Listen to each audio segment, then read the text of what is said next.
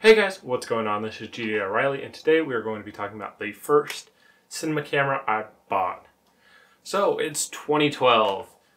Canon has, I believe, just released the original C300, but you don't have the budget for that, so what do you get? Well, if you're a Sony user, maybe you got this. This is a Sony FS700R, and it, to me, is maybe the best cinema camera currently for the money at just $700. I picked this up for a couple of reasons. One, Sony's E-mount is a great mount to be able to adapt to. Right now, I've got a Metabones adapter on there. I can put a Metabone speed booster if I wanted to use EF full frame glass. I can put PL on. I can put almost anything on. Even in some cases, you can adapt micro 4/3. Couple of the biggest issues with this, screen placement. It's sitting at the back rear, and with my top handle setup, doesn't work. So I ended up getting mine for $675. Mine did not come with a top handle, so I am taking this. I think it's a CamVat or something. It's one of the cheap. Small Rig makes an almost identical one with a couple of bolts put on it so that I can have a top handle. It did come with a side handle. Nice thing is, if you're using some of the native E-mount lenses, you can use, there's focus rockers, and you can get iris, and you can do most of your stuff if you've got the right E-mount lens on camera. As for recording options, you get 1080p up to 30 at 24 megabits a second, and I think 1080p 60 goes up to 28. This camera also shoots high frame rate modes. In the full sensor, you can get, internally you can get 240 in a burst, and you can get 120 in a burst. So it spools up the buffer and then writes that to your card. So because this is from 2012, cards were not that fast, and so this isn't built for you to do 240 continuous internally. Now externally, you can get 4K 60, a 4K 120 in a 4-second burst, or 2K up to 240 continuously. And that's DCI, not UHD. So you get a slightly bigger region. You get dual XLR ins. So to record, you need one of the few recorders on Sony's list. So you can use the Atomos recorders that have SDI, or you can use a Convergent design Odyssey Q7 as the other option. So you can get, on the cheap end, you can get an Atomos Flame. If you just need a 4K 30, I want to say about $500 used.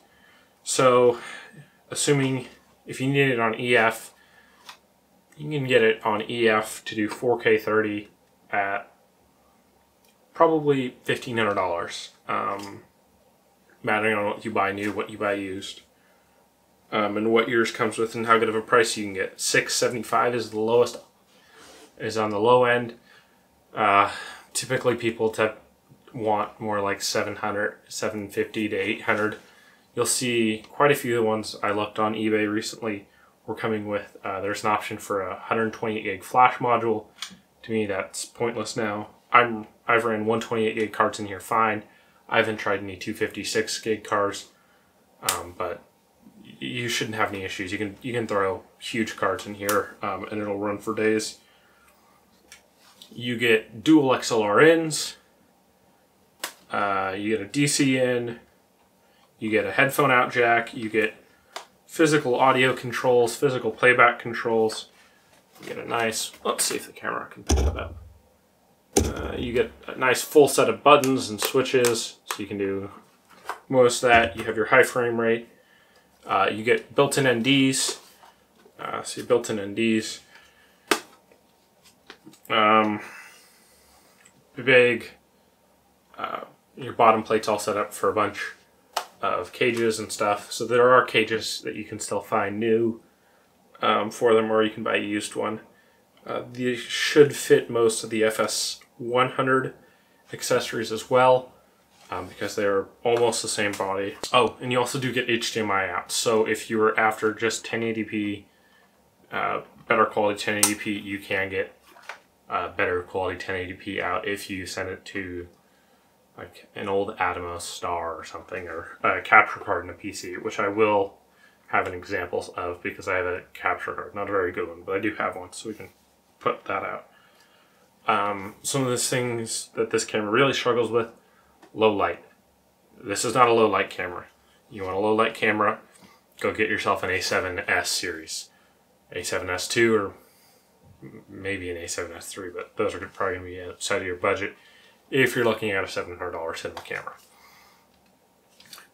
As for picture profiles, you get S-Log, Rec 709, a Rec 709 800, and then 4 cine profiles. So you have your pick. S-Log 2 on this camera starts at 2000 ISO. So be prepared if you're outside running fast primes that you're not going to be able to open them most of the way up, which you wouldn't want to do. But you're probably not going to be able to get any faster than maybe f2.8 or like T2.8, even with your full NDs on during the daytime. It's just so light sensitive if you're an S-Log. In Cine 1, I know you can get down to 400 ISO. And Cine 1 is my preferred if I'm not going to color grade. I haven't spent a ton of time trying to color grade this footage because I don't have a bunch of daytime footage. So that'll come in the full review. What else? Oh, it takes Sony... I have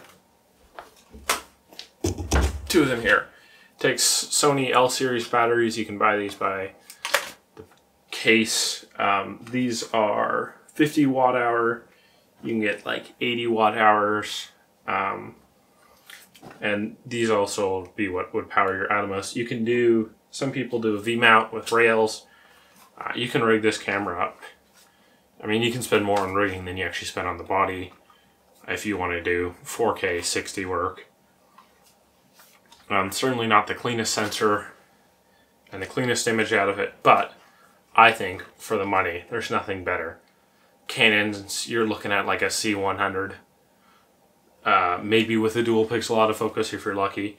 This does have, because this is their interchangeable lens camera, it does have some autofocus. I haven't tested it. I'm adapted to EF. I don't have any native E mounts, and I haven't rented any, and so I don't get any. At least with this adapter, I don't get autofocus, and I don't get iris. My iris works, but it doesn't auto adjust like it would on a Canon DSLR. Or it could be my copy of the camera. I'm not sure which. As for weight and size, you could maybe put this on the gimbal if you got a pretty big gimbal that's built for like a C100 probably. I'll give you guys the measurements on screen for the camera. Your side grip is attached via a rosette mount, which is adjustable. I have mine set up like this so that I can be in a vertical position. You can get shoulder rigs for it. I typically just tuck it into my pec like this. I'd probably get an extension arm for it so I can hold it a little bit lower, and then the other hand probably on the lens. I will go over the quick difference between the FS700 and the FS700R. The R is either a later model or an updated firmware model. So if you're running, I believe, past firmware 3.0, then you have an R version. So it was $500 from Sony originally to get your FS700 upgraded to an R, and that's what allows you to get that external recording. If you're not running an R, you only get internal, and Sony, I believe, stopped that program. If you don't have this camera with the factory top handle, you do still have a cold shoe and a second mount. So the last time this got firmware update was middle of 2016. So this has some of the updates for some of the lenses Sony released in 2016 and maybe into 2017. So in my opinion, for the money right now, the FS700R may be the best upgradable cinema camera over time, with just a starting price of around $700 and an Atomos recorder being another $500 to $1,000, mattering on which you get and if you get it new or used. For $1,500 or so, you have a big Super 35 capable, or Super 35 4K 60, 2K 240 no crop cinema camera with dual XLR-ins, and yeah, you get the Pocket 4K at around that price, but it doesn't do 240 uncropped. I will be coming out with a review on this in probably 3 weeks to a month. I need some time to get used to this. Maybe I'll have a gig that allows me to rent the Atomos so I can get some Atomos footage of this. Catch you guys in the next one. If you guys like this video, make sure to like it. If you didn't, that other button seems to work okay. Catch you guys next week. Bye bye.